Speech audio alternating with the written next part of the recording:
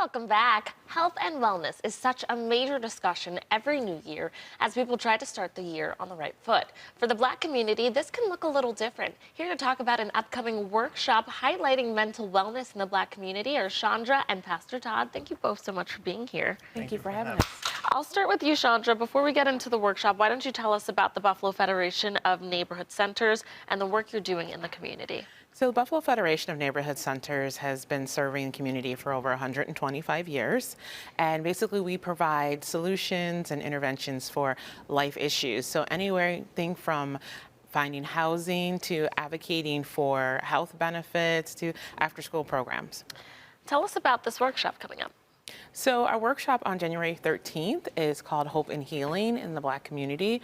And really, we do a lot of work with educating and advocating for mental wellness in communities of color in general.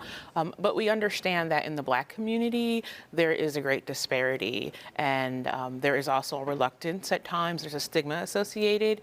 So what we wanted to do was just provide an opportunity to have a community conversation and talk about really what does it look like to be mentally well. Pastor Todd, how is the Westminster Church getting involved in this? Sure. Westminster Presbyterian Church has been involved in the community for quite a while. In fact, one of the offices of BFNC is a former Westminster House of Westminster Presbyterian Church, built in the late 1800s to help resettle immigrants.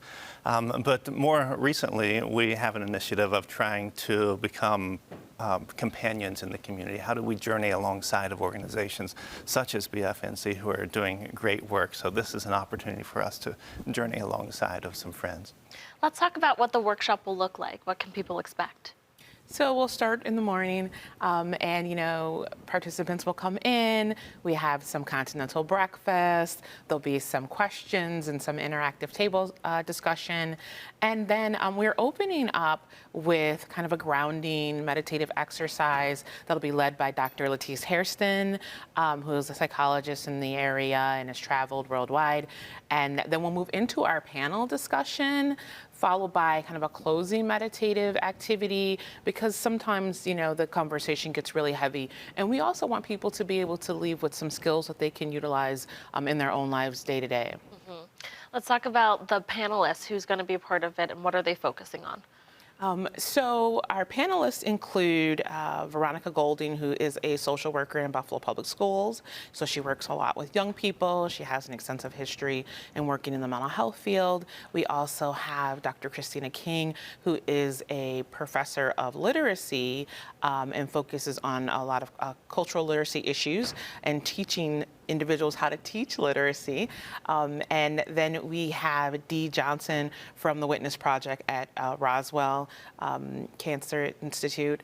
We have Sarah Taylor, who is a well-known community advocate for family peer advocates and dealing with children issues and family issues in the mental health realm.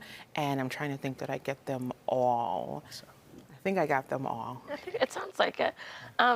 So let's talk about more, because you touched on it, why it's so important to focus on mental health and wellness for the Black community specifically. So I think as a people, we historically haven't paid attention to ourselves and those internal feelings that we have and things that happen. And there's a lot of reasons. I mean, we know from a racial perspective, there are a lot of things that happen. And sometimes we coin things as resiliency in people when it's really just a trauma response. And so we really want people to be aware of what's going on with them and the fact that, you're not, imagining things, that it's real. And there are other people that deal with that, and there are ways that, you can overcome it. There's so much power in sharing your experiences with others, because somehow when you realize you're not the only person, it seems to take a weight off of you. It may not fix the problem, but it takes the weight off, right? What are you hoping to accomplish with this workshop? So we're hoping that people will leave with resources, skills, and just some hope that, people often suffer in silence.